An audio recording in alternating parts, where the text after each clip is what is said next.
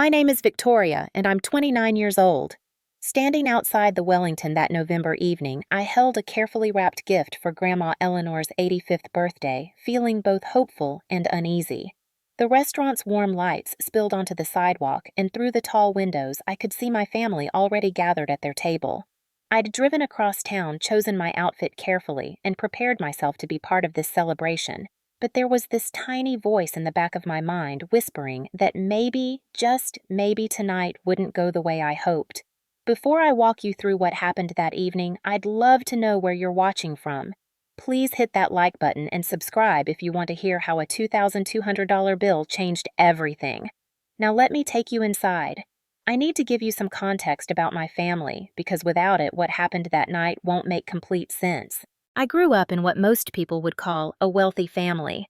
My father passed away when I was 15 years old, leaving me a small inheritance that helped pay for my college education.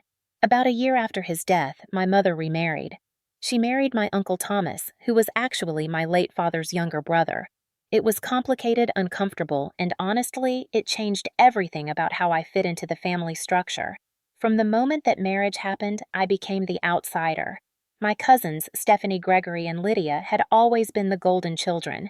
They went to private schools overseas, got brand new cars for their birthdays, and had trust funds that meant they'd never have to worry about money. Meanwhile, I worked part-time jobs through college. I waited tables, tutored other students, and counted every dollar. Nobody offered to help. Nobody thought to ask if I needed anything.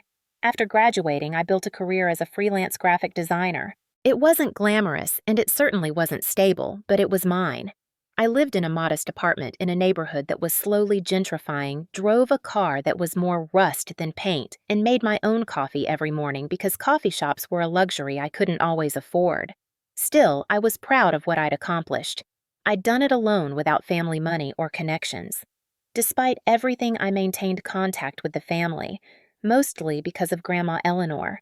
She was the one person who'd always treated me with genuine warmth and love. She remembered my birthday, asked about my work, and actually listened when I talked. So when Aunt Barbara sent a text about Grandma's 85th birthday dinner at the Wellington, I didn't hesitate. Of course I'd be there. I spent hours preparing. I pulled out the simple black dress that I'd worn to every semi-formal event for the past 3 years. I paired it with pearl earrings that had belonged to my mother, one of the few things I had left from her. The gift I'd chosen for Grandma had taken weeks to put together. It was a vintage photo album filled with pictures I'd collected from various family members, organized chronologically with little handwritten notes about each memory. It wasn't expensive, but it was personal and made with love. As I drove to the restaurant, my hands were clammy on the steering wheel. I told myself to stop being nervous. This was family. This was Grandma's birthday. Everything would be fine. I parked 2 blocks away because parking near the Wellington cost $20, and that seemed ridiculous when I could walk. Taking a deep breath, I grabbed the gift bag and headed toward the entrance. The Wellington was exactly the kind of place my family loved. The moment I walked through the heavy glass doors, I was hit by the atmosphere of old money and exclusivity. Crystal chandeliers hung from the ceiling, casting prismatic light across white linen tablecloths. Soft piano music drifted through the air. Well-dressed servers moved silently between tables, and the scent of expensive wine and rich sauces made my stomach rumble. I'd eaten a granola bar for dinner, trying to save money. I spotted my family immediately. They were seated at a large corner table that could easily accommodate 8 people. Grandma Eleanor sat at the head, looking elegant in a lavender dress. Aunt Barbara was on her right, already holding a glass of champagne. Uncle Thomas sat beside his wife, menu open. My 3 cousins filled the other side, Stephanie closest to Grandma with Gregory and Lydia beside her. I approached with what I hoped was a confident smile. Grandma saw me first, and her face lit up. That expression, pure joy at seeing me, made everything feel worth it.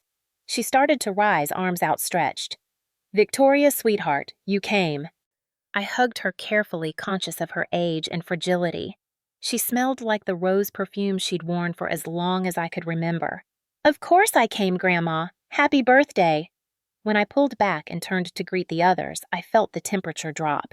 Aunt Barbara's face had stiffened into something that might generously be called a smile, but looked more like she'd tasted something sour. Uncle Thomas gave me a brief nod, barely glancing up from his menu. My cousins exchanged glances with each other, a silent conversation I wasn't part of. None of them stood up. None of them moved to make space or offer a proper greeting. "Hello, everyone," I said, trying to ignore the cold reception. "The restaurant is beautiful."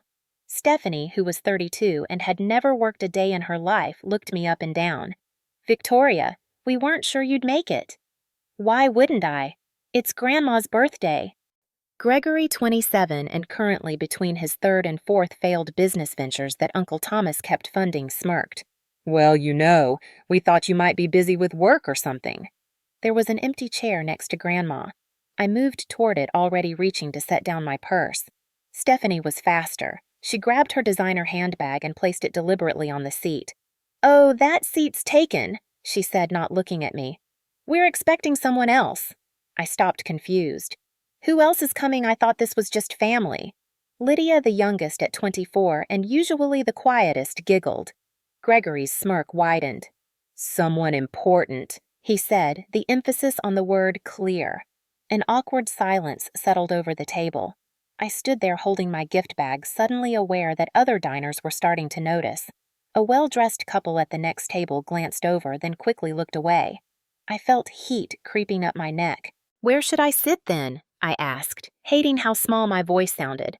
Before anyone could answer, a waiter appeared at my elbow. He was young, probably still in college, and he looked uncomfortable. "Excuse me, miss. Do you need assistance finding your table?" That's when Stephanie stood up. She didn't just speak. She announced it loud enough that tables around us could clearly hear every word. "Victoria, this table is for family. You should go find a spot outside on the patio." The words hit me like cold water. For a second, I couldn't process what she'd said. Gregory laughed outright. Lydia covered her mouth, but her shoulders shook with suppressed giggles. I felt every eye in the restaurant turn toward us. Grandma Eleanor's fork clattered against her plate. "Stephanie, that's not—" Aunt Barbara cut her off smoothly, placing a hand on Grandma's arm. "Mother, it's fine. The patio is lovely this time of year. Victoria won't mind." "Will you, dear?" She looked at me expectantly, as if I should smile and agree that being kicked out of my grandmother's birthday dinner was perfectly reasonable. Uncle Thomas suddenly became very interested in his menu, studying it like it contained the secrets of the universe. He wouldn't meet my eyes. I clutched the gift bag tighter, my knuckles white. "I thought this was Grandma's birthday dinner, for family." Stephanie's expression was pure condescension, the look someone gives a child who doesn't understand basic concepts. "Well, technically your family, Victoria, but this is for close family, the people who actually contribute." "Contribute," I repeated, feeling stupid and slow. "To occasions like this." She waved her hand, the massive diamond on her finger catching the light. She'd gotten engaged 3 months ago to a hedge fund manager, and she'd made sure everyone knew about it. "We've all contributed significant amounts to make tonight special. It's expensive to celebrate properly at a place like this." Gregory leaned back in his chair, arms crossed. "Remember last Christmas you brought homemade cookies while the rest of us brought gifts from Tiffany's? It's just, different lifestyles, different priorities." Lydia finally stopped laughing long enough to speak. "Plus, there's only so much room at the table, and we need to keep it for people who can actually afford to be here." Each word was a knife. I stood there in my 3-year-old dress and my dead mother's earrings holding a handmade gift and felt smaller than I ever had in my entire life. Around us, other diners were definitely watching now. Some looked sympathetic, others seemed entertained by the drama. A few whispered to their companions. My mind flashed back to childhood, to birthday parties where my cousins got ponies and I got a card, to family vacations where they flew first class and I was told there wasn't enough room so I could stay with a neighbor, to graduations where they got cars and I got a handshake. I'd always told myself it didn't matter, that I was strong enough to handle being the afterthought. But this was different. This was deliberate cruelty performed publicly. Grandma Eleanor looked distressed, her elderly face creased with concern. She tried again. "This is ridiculous. Victoria should stay. There's plenty of room." "Mother," Aunt Barbara's tone was sharp. "Let's not make a scene. Victoria understands. Don't you? Victoria." The waiter stood frozen, clearly having no idea how to handle this situation. Other servers had noticed and were watching from a distance. The host stand near the entrance had stopped seating people to observe.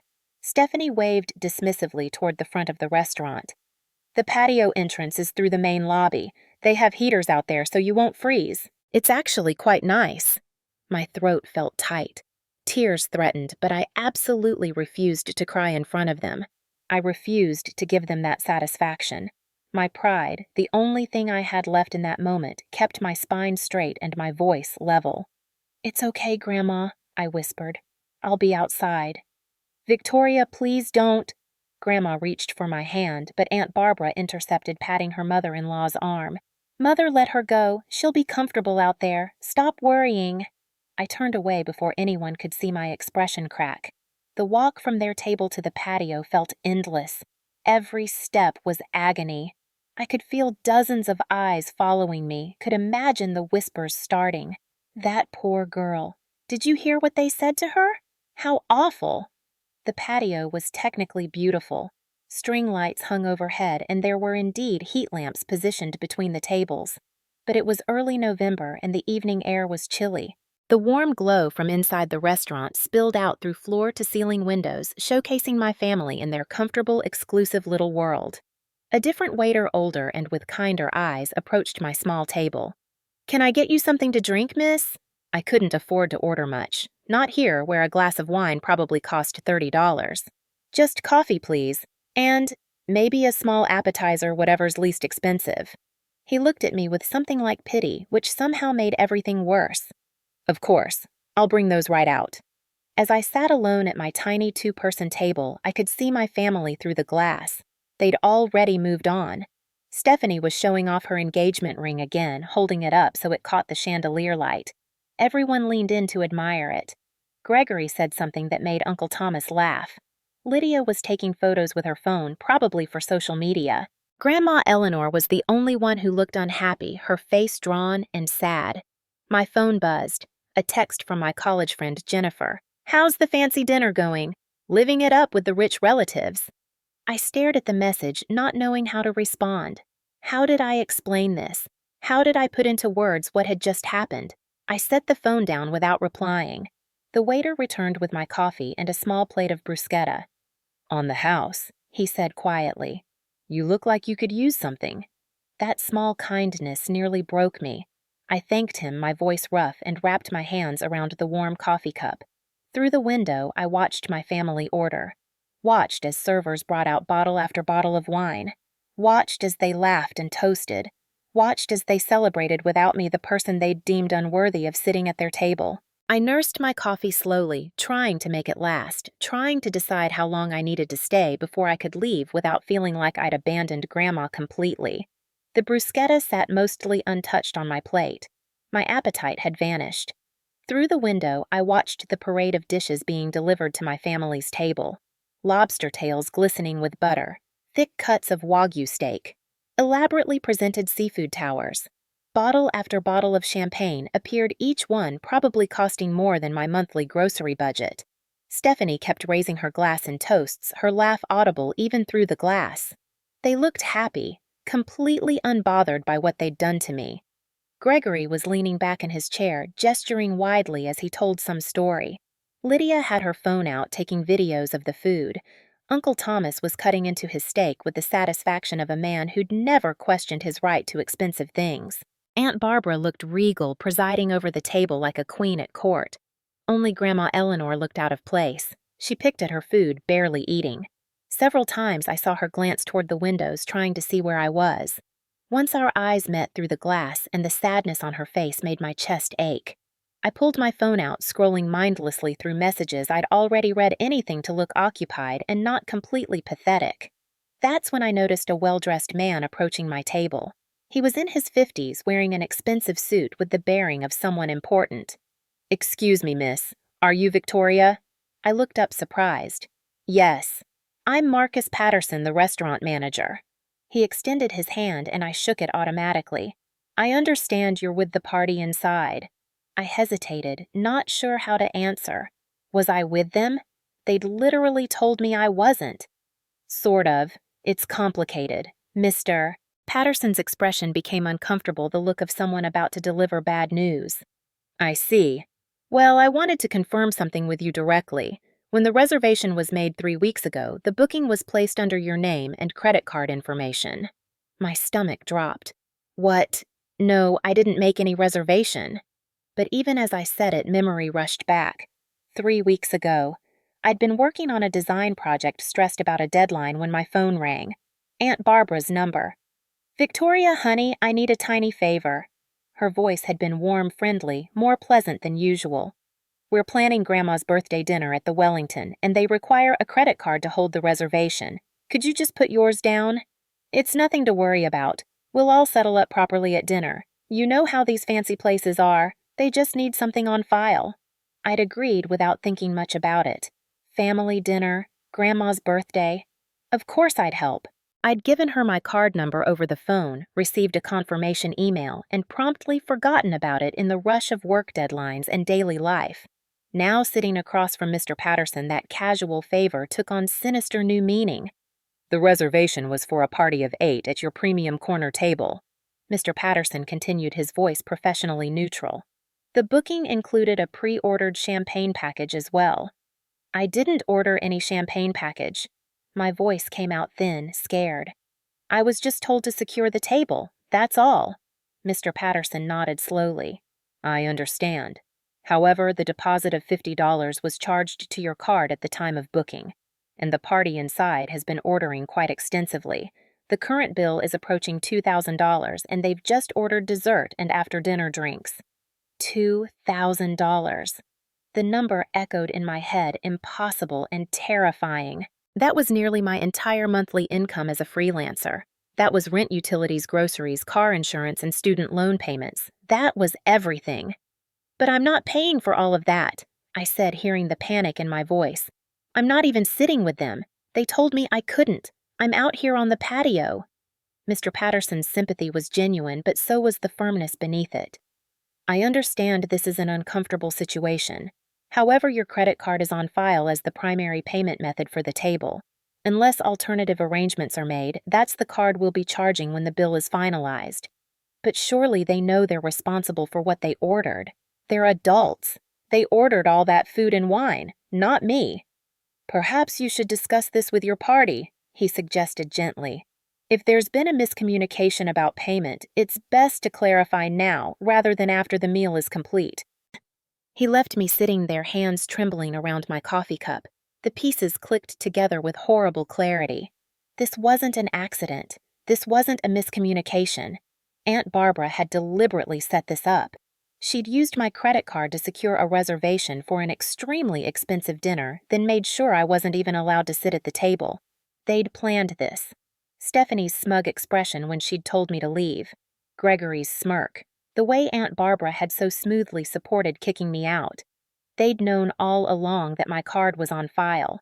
They'd orchestrated getting me away from the table so I wouldn't realize what was happening until it was too late.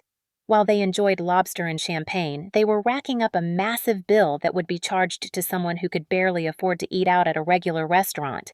They were doing it deliberately, knowing exactly how much it would hurt me financially and emotionally. I stood up my chair, scraping against the patio floor. Through the window, I could see them so clearly. Stephanie raised her glass in another toast. Everyone clinked glasses, laughing. Gregory said something that made Lydia throw her head back, giggling. They were having the time of their lives, at my expense, in every possible way. Rage flooded through me, hot and clarifying. It burned away the hurt and humiliation, leaving something harder and colder behind. They'd counted on me being too timid, too desperate for family approval to make a scene. They'd assumed I'd quietly pay the bill and slink away, too embarrassed to confront them. They were wrong. I walked back into the restaurant, my steps steady and purposeful. The warm air hit my face as I moved through the main dining room. Conversations continued around me, the pleasant hum of expensive dining experiences. None of these people knew what was about to happen.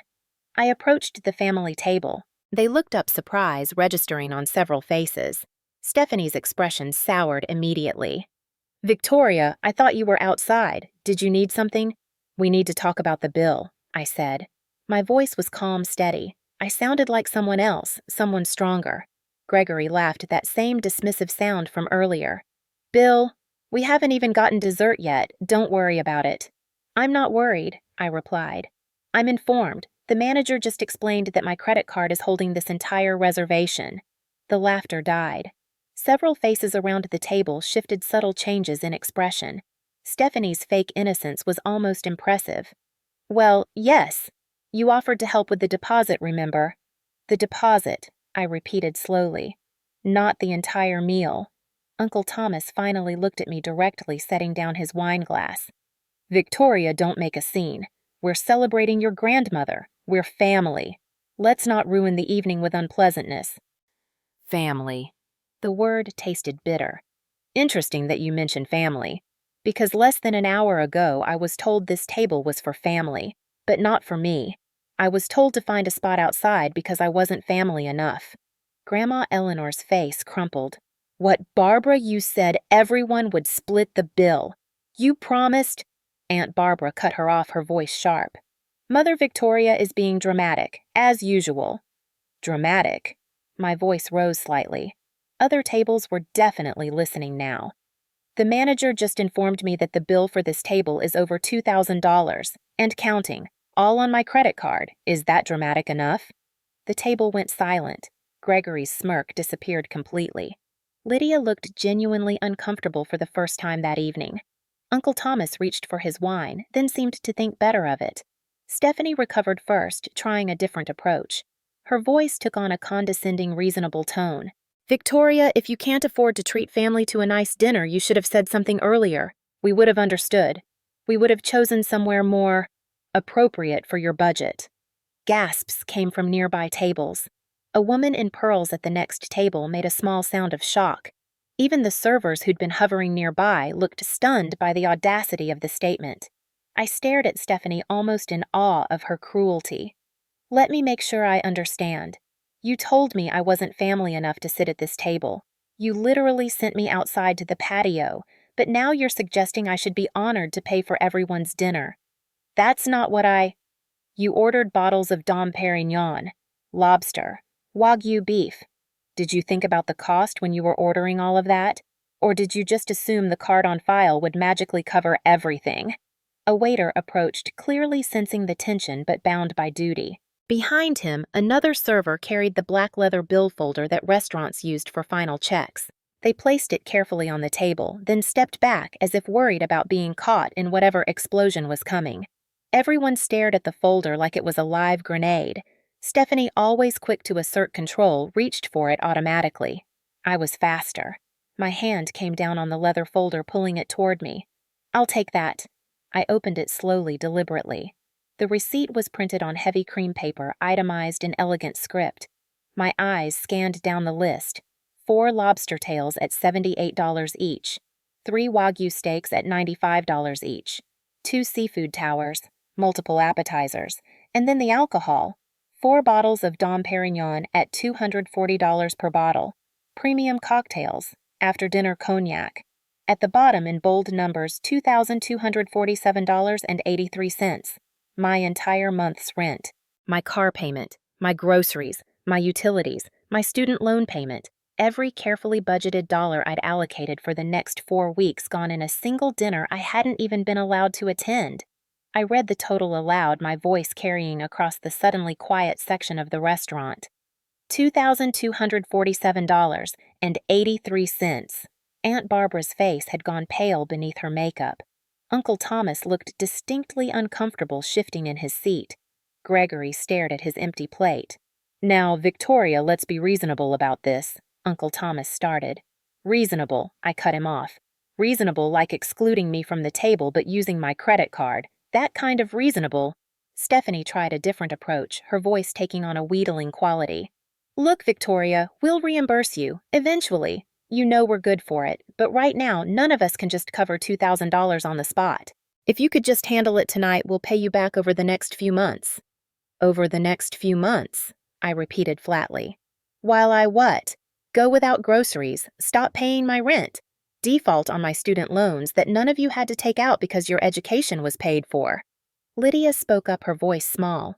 We really will pay you back, Victoria, I promise. I looked at my youngest cousin, saw something that might have been genuine remorse on her face, but it was too little too late. Tell me, Lydia, how are you planning to pay me back with money from your trust fund, the one that pays you $3,000 a month to exist? She flinched but didn't answer. I closed the bill folder and stood up, pulling my phone from my purse. Every eye at the table was on me. Several nearby diners had given up any pretense of not listening and were openly watching. You want to know what I'm going to do, I said, meeting each person's eyes in turn. Stephanie looked nervous now, the smug superiority finally cracking. Gregory had gone very still. Aunt Barbara's lips were pressed into a thin line.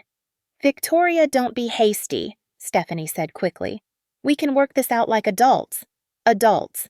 You mean like adults who take responsibility for what they order, or adults who treat family members with basic respect. I unlocked my phone, opening my banking app with deliberate slowness. I'm calling my credit card company right now. Aunt Barbara gasped. You wouldn't? Watch me. I dialed the customer service number printed on the back of my credit card. The phone rang twice before someone answered. Thank you for calling First National Credit Services. This is David. How may I help you? I put the phone on speaker, let them all hear. Yes, I need to report unauthorized charges currently being processed at a restaurant. Stephanie half stood from her chair. Wait. Victoria, stop. We can figure this out. David's professional voice came through clearly. I can certainly help you with that. Can you please confirm your account number for security purposes? I recited the numbers calmly. Around the table, panic was setting in. Gregory actually stood up fully like he might try to grab my phone. Uncle Thomas put a hand out to stop him. Thank you, Ms. Victoria. And what unauthorized charges are you reporting? I'm currently at the Wellington restaurant. There are charges being made to my card that I did not authorize. I was misled into providing my card information for a small deposit, but the party using my card has ordered over $2,000 worth of food and alcohol without my consent or knowledge. Mr. Patterson, the manager, had approached during this exchange. His expression was professionally neutral, but I could see the calculation in his eyes. This was about to become his problem. Stephanie's voice rose. Victoria, please, people are watching. This is so embarrassing. You didn't care about embarrassing me when you sent me to the patio, I said coldly. Then back to the phone. Yes, I'm still here. David asked a few more security questions, which I answered. Then, I've noted this dispute in your account. I'm placing a hold on your card effective immediately. No further charges can be processed. You'll need to file a formal dispute within 60 days, but the hold is active now. Thank you, I said and ended the call. The silence that followed was absolute. Even the piano player seemed to have taken a break. Mr. Patterson cleared his throat gently. So, he said carefully, who will be settling this bill? Chaos erupted at the table. Stephanie fumbled for her designer purse, hands shaking. I don't have my card has a limit. I can't just... Gregory pulled out his wallet, flipping through credit cards. I've got maybe 300 available. Maybe 4 if one of these isn't maxed. Lydia's voice was small and scared. My account. I paid rent this week. I barely have anything until the trust fund deposits on the 1st. Uncle Thomas pulled out his own credit card, stared at it, then looked at the bill total again. His face went gray. $2,000, I don't have that much available right now. The quarterly taxes just went through. I'd have to transfer from savings, and that takes 2 business days. Aunt Barbara turned to Mr. Patterson, trying to summon some dignity. Surely we can arrange to split this between multiple cards we're valued customers. We've been here before. Of course, Mr. Patterson said smoothly. How many cards would you like to split it between? Quick math happened around the table. 6 adults excluding me and Grandma. $2,247 divided by 6? Over $370 each. That's outrageous. Stephanie's voice cracked. No single dinner should cost that much per person. I almost laughed. The irony was too perfect. Funny, you could afford to order it, but you can't afford to pay for it. Gregory turned on me, anger replacing his usual smugness. This is your fault. If you hadn't canceled your card. If I hadn't protected myself from fraud, you mean, we're family. Lydia was actually crying now, tears running down her carefully made-up face. How could you do this to us? How could I? How could you? You invited me to Grandma's birthday, used my credit card, then physically excluded me from the celebration while racking up a massive bill, and you're asking how I could do this. Other diners were fully engaged now, some nodding in agreement, others whispering to each other. A woman at a nearby table actually applauded softly before her companion shushed her. Stephanie was frantic now, abandoning all pretense of superiority. Victoria, please.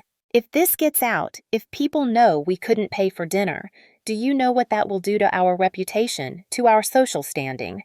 Your reputation, I said slowly, letting every word land. That's what you're worried about. Not that you tried to defraud me, not that you publicly humiliated me, but your reputation.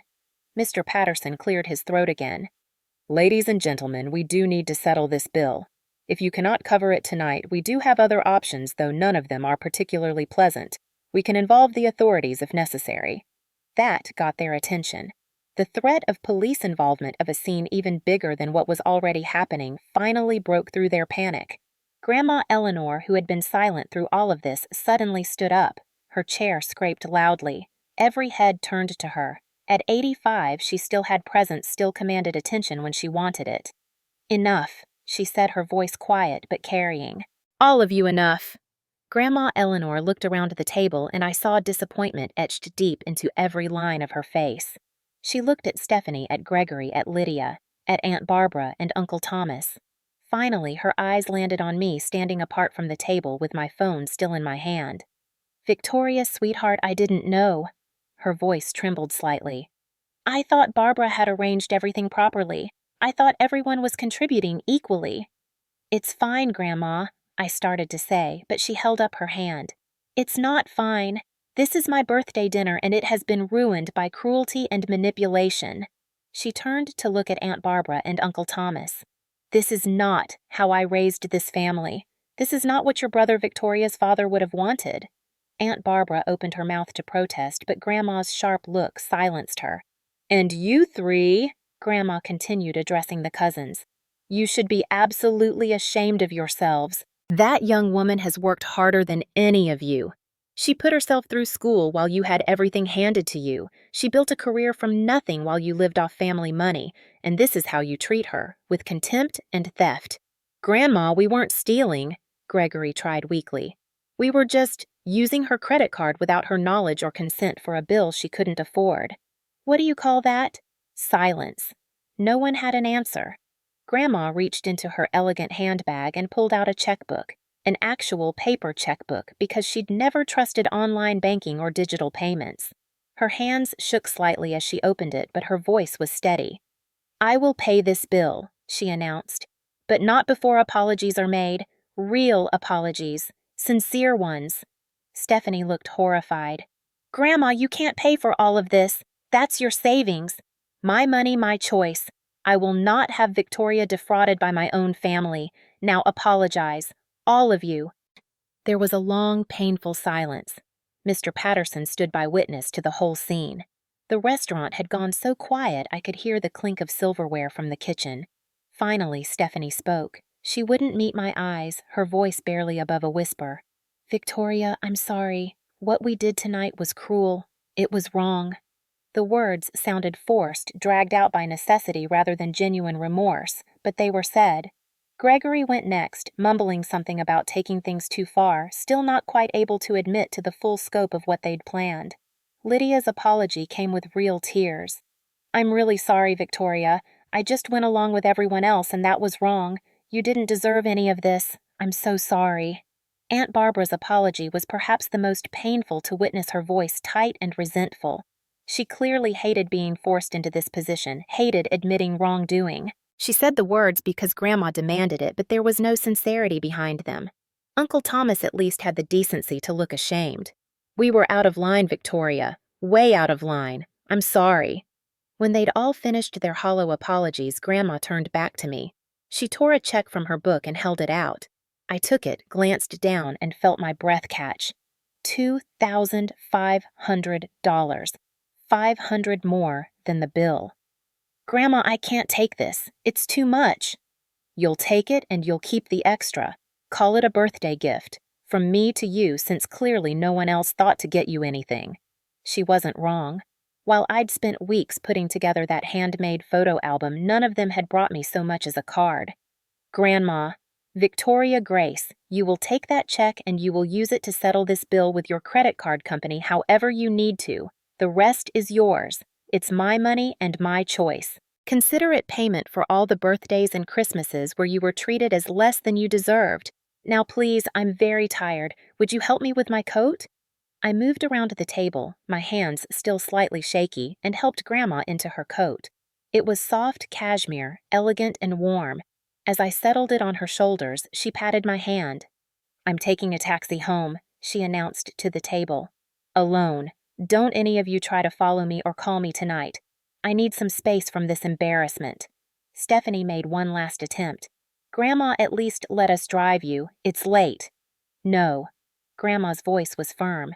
I'll get myself home. I've been doing it for 85 years. I walked with Grandma through the restaurant, my arm linked gently through hers.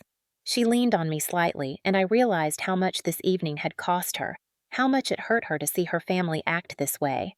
We waited together by the valet stand while they called a taxi. The cool November air felt clean after the stifling atmosphere inside. Grandma, I'm so sorry your birthday was ruined, I said softly. She squeezed my arm. My birthday wasn't ruined, dear. My eyes were opened. Sometimes that's more valuable than cake and champagne. Come visit me next week, Tuesday afternoon, just us. We'll have tea and talk properly. I'd love that. The taxi pulled up. I helped her inside, made sure her seatbelt was fastened. Before I closed the door, she looked up at me. Victoria, what you did in there tonight. Standing up for yourself. I was proud of you. Your father would have been proud too. Those words, unexpected and sincere, finally broke something loose in my chest. Tears threatened, but I managed to hold them back until the taxi pulled away, Grandma waving through the rear window. I stood there on the sidewalk for a moment, just breathing. The check was still in my hand. Behind me through the restaurant windows, I could see my family still at the table, presumably figuring out how to pay for their own drinks and appetizers since Grandma's check had only covered the main bill. I should have felt victorious. I should have felt satisfied. Instead, I felt exhausted and strangely empty. I'd won, but winning felt a lot like losing something else. My phone buzzed. Another text from Jennifer. Seriously, how's dinner? Call me later. This time I replied, dinner was terrible. I'll call you tomorrow. Long story. I started walking toward my car, parked 2 blocks away in the free street parking I'd found. The November night was cold, and I pulled my jacket tighter. Behind me, I heard rapid footsteps. Victoria, wait! I turned to see Stephanie hurrying out of the restaurant, her heels clicking on the pavement. She'd grabbed her coat but hadn't buttoned it, and her perfectly styled hair was coming loose. She looked frantic and desperate in a way I'd never seen her look before. I waited, curious despite myself about what she could possibly have to say now. She stopped a few feet away, slightly breathless. Victoria, wait, please. What do you want, Stephanie? Look, I know tonight was bad, really bad, but you didn't have to humiliate us back like that in front of everyone. I stared at her in disbelief. Humiliate you? I protected myself from being defrauded. You made us look like fools. Do you know who was in that restaurant? The Hendersons were there. Margaret Wheatley was 3 tables over. These are people we know, people we do business with. Now they all think we're the kind of people who can't pay our bills. You are the kind of people who can't pay your bills. Or at least you're the kind who wanted someone else to pay them. We were going to reimburse you. Her voice rose. Eventually. You didn't have to make such a scene. When? When were you going to reimburse me after I'd skipped meals to afford it, after I'd fallen behind on rent? Gregory and Lydia had emerged from the restaurant as well, hovering behind Stephanie. Gregory looked sullen, arms crossed. Lydia seemed uncertain, shifting from foot to foot. Stephanie tried a different approach, her voice dropping to something meant to sound reasonable. We're still family, Victoria. Family doesn't do what you did tonight. Can't we just move past this family? I said the word slowly, tasting its bitterness. Stephanie, family doesn't do what you did tonight. Family doesn't exclude someone and then steal from them. We made a mistake. No, you made a choice. A calculated, cruel choice. There's a difference. I looked at the three of them standing there in the cold and suddenly felt a weight lift that I hadn't even known I was carrying. Years of trying to measure up, trying to earn their approval, trying to be included in a family that had never wanted me there in the first place. I've spent so many years trying to belong, I said quietly, trying to prove I was worthy of sitting at your table, of being part of your world. Tonight you made it crystal clear that I'll never be good enough for you, and you know what I'm done trying. You can't just walk away from family. Gregory spoke for the first time, his voice uncertain. Watch me. I'll visit Grandma on my own time, but I'm done with family dinners, done with holidays, done with pretending we're something we're not. Lydia stepped forward, her voice small. Victoria, I really am sorry. That was horrible what we did. I was terrible. I looked at my youngest cousin and saw something that might have been genuine regret. She was only 24, barely an adult, still figuring out who she was beyond her family's money and expectations. Lydia, you're young. Maybe you'll learn from this, but I can't be around people who make me feel worthless, even if we share DNA. I turned to walk away. Stephanie grabbed my arm. What am I supposed to tell people about tonight? About why you're not coming to family events? I removed her hand from my arm gently but firmly. Tell them the truth, that you tried to use me and I refused to be used. If that embarrasses you, good. Maybe embarrassment will teach you something that money never did. I left them standing there on the sidewalk and walked to my car. This time, no one followed. As I drove through the city streets toward my modest apartment, I had to pull over once because tears blurred my vision. They weren't tears of sadness anymore. They were tears of release. My phone rang, Grandma's number. I answered, pulling into a parking lot to talk safely. Sweetheart, I just wanted to make sure you were okay. I am, Grandma. I really am. Good. What you did tonight took courage. I'm sorry it came to that. Me too, but maybe it needed to happen. Perhaps it did. Life has a way of forcing clarity sometimes. I'll see you Tuesday. Absolutely. I'll bring real tea, the kind you like. After we hung up, I sat in my car for a while watching the city lights. My phone buzzed again. Jennifer, of course. I called her back and she answered immediately. Okay, terrible dinner requires explanation. Tell me everything. So I did.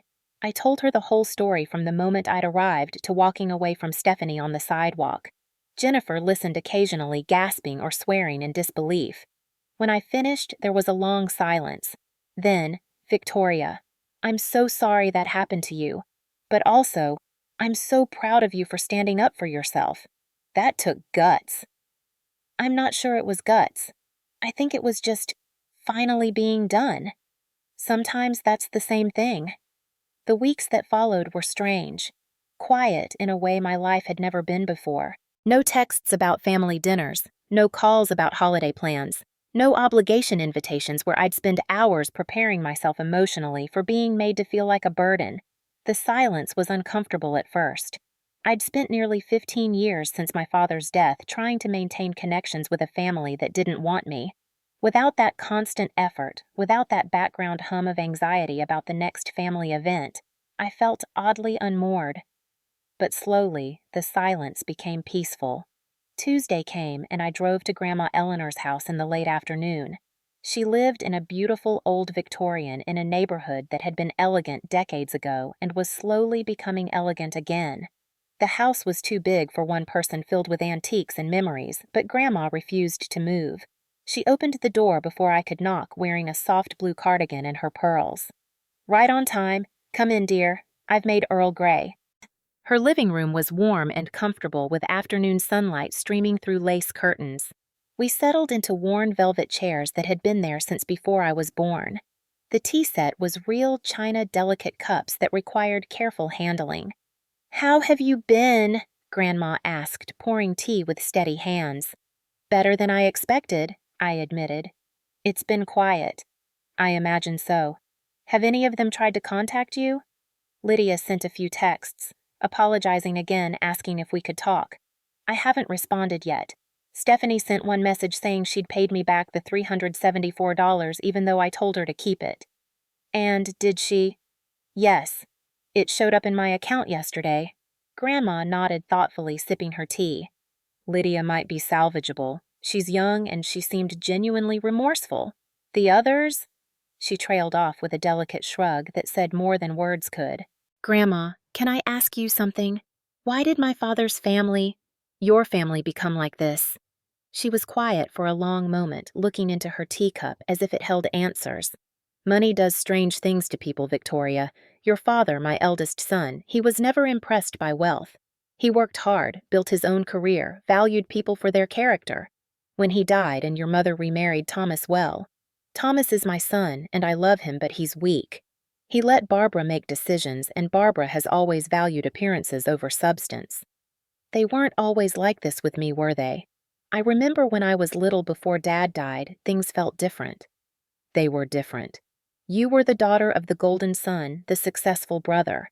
When your father passed, you became the reminder of what they'd lost, and eventually just another obligation, someone who didn't fit their image of perfection. It hurt to hear, but it also helped. Understanding doesn't fix pain, but it does give it context. I've decided something, Grandma said, setting down her teacup. I'm changing my will. You'll be the primary beneficiary. The house, the investments, everything. Grandma, no, you don't have to do that.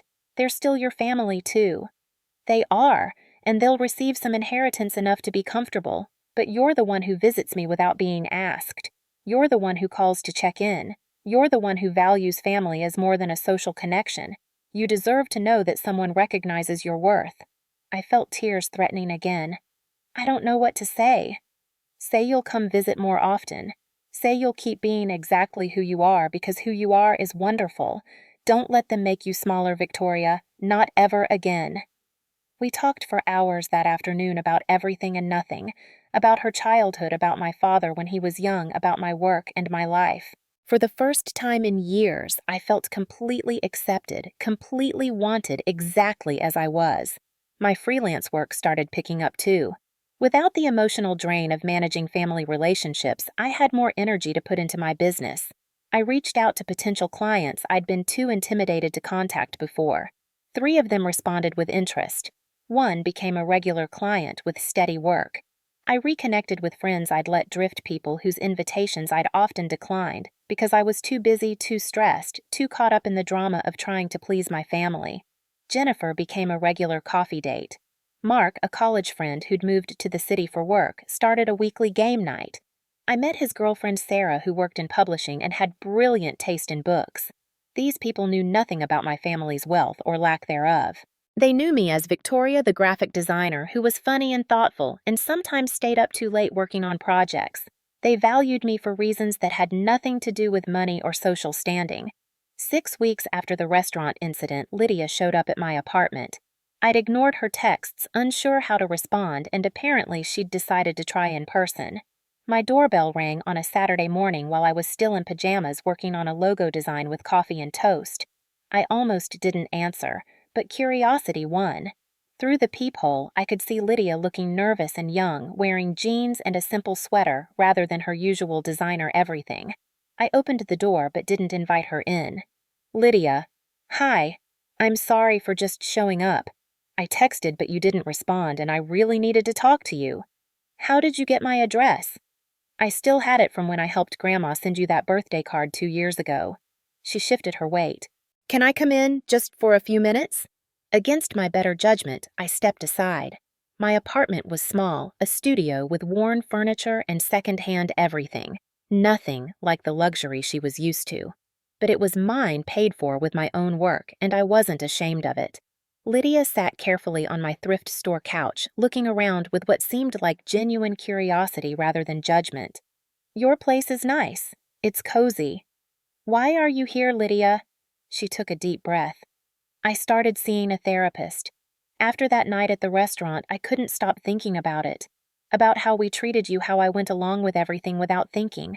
My therapist helped me see some things about myself that were hard to admit. I sat in my desk chair, arms crossed, waiting. I've always followed Stephanie's lead, Lydia continued. She's older, confident, and I wanted her approval. But that night, watching you stand up for yourself while we all fell apart, I realized I didn't want to be like that. Like them. I don't want to be the kind of person who hurts people for fun or profit. That's good, Lydia. I'm glad you're working on yourself. I'm not asking for forgiveness, she said quickly, or to be friends if you don't want that. I just wanted you to know that I'm sorry.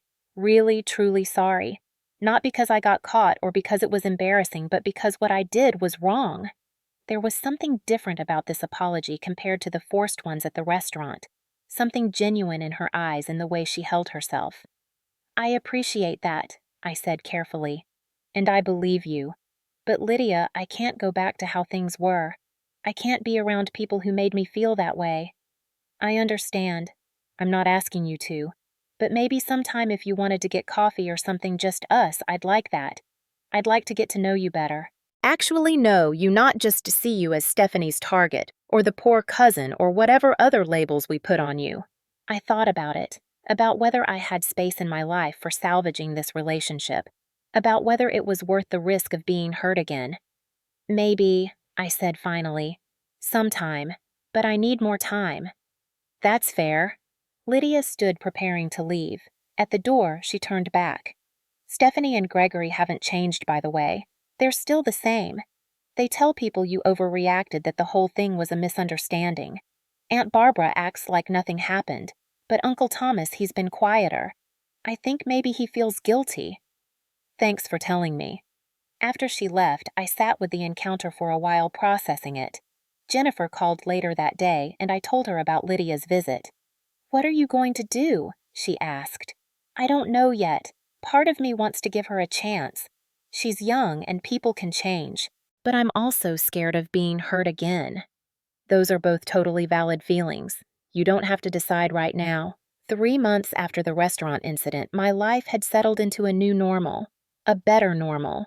I was happier than I'd been in years, even though, or maybe because I'd cut ties with most of my family. Grandma and I had tea every Tuesday without fail. Lydia and I had exchanged a few more texts, careful and friendly, but not quite trusting yet. Everyone else was radio silent. My business was thriving. That one big client I'd landed had referred me to 2 others. I was actually able to save money for the first time in my adult life. I'd even started looking at slightly nicer apartments, though I wasn't ready to move yet. One evening, my phone rang with an unknown number. I almost didn't answer, but something made me pick up. Victoria, it's Uncle Thomas. I sat down surprised. Uncle Thomas? Hello? I won't take much of your time. I just wanted to say I'm sorry. Not a forced apology, not because anyone made me call. Just an apology from me to you. Oh. What happened at that dinner was unconscionable. I knew about the plan and I went along with it. I told myself it was harmless, just a prank that would teach you not to take family generosity for granted. But it wasn't harmless and you weren't taking anything for granted. We were stealing from you and treating you terribly, and I'm ashamed. His voice sounded older, tired. I didn't know what to say. I'm not asking for anything, he continued. I don't expect you to forgive me or to come back to family events. I just wanted you to hear that I know what we did was wrong, and I'm sorry. Thank you, I said finally. I appreciate you calling.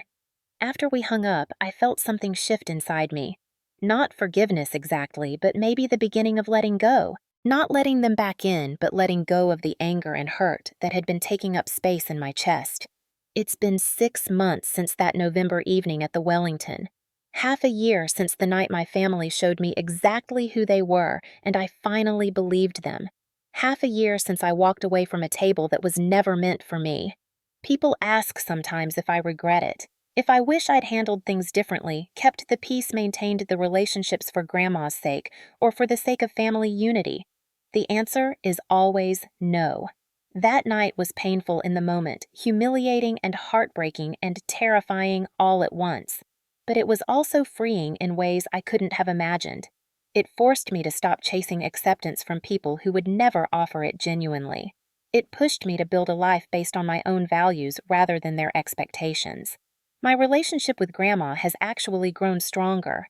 Without the noise of other family members, without the drama and tension, we've been able to connect more deeply. She shares stories about my father that I'd never heard. I help her with errands and doctor's appointments. Our Tuesday teas are the highlight of my week. Lydia and I meet for coffee once a month now. It's still careful, still testing boundaries, but there's potential there. She's genuinely trying to become a better person, doing the hard work of examining her own behaviors and choices. I respect that, even if I'm not ready to fully trust it yet. As for the others, they've faded into the background of my life where they belong. I heard through Grandma that Stephanie's engagement fell apart, that Gregory's latest business venture failed, that Aunt Barbara and Uncle Thomas are having marriage problems. I feel neither joy nor sadness about any of it. They're simply not my concern anymore. My work continues to grow. Last month, I signed my biggest client yet, a contract that will keep me comfortable for the next year. I moved to a slightly bigger apartment one with a real bedroom instead of a studio. Small victories, but they're mine, earned through my own effort. I've learned things about myself in these 6 months.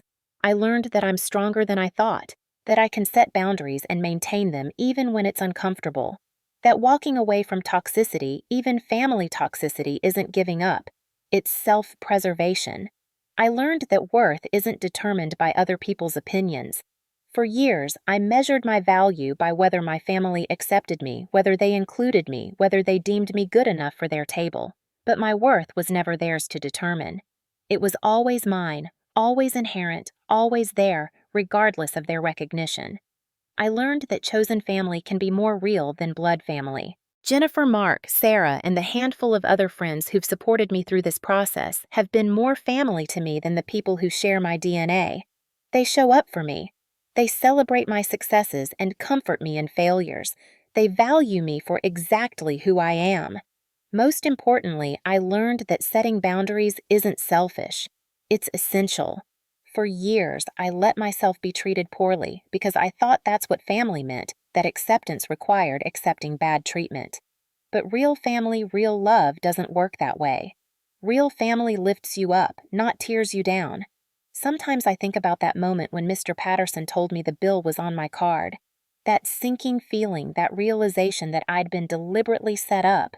I remember the rage that followed the cold clarity that let me do what needed to be done.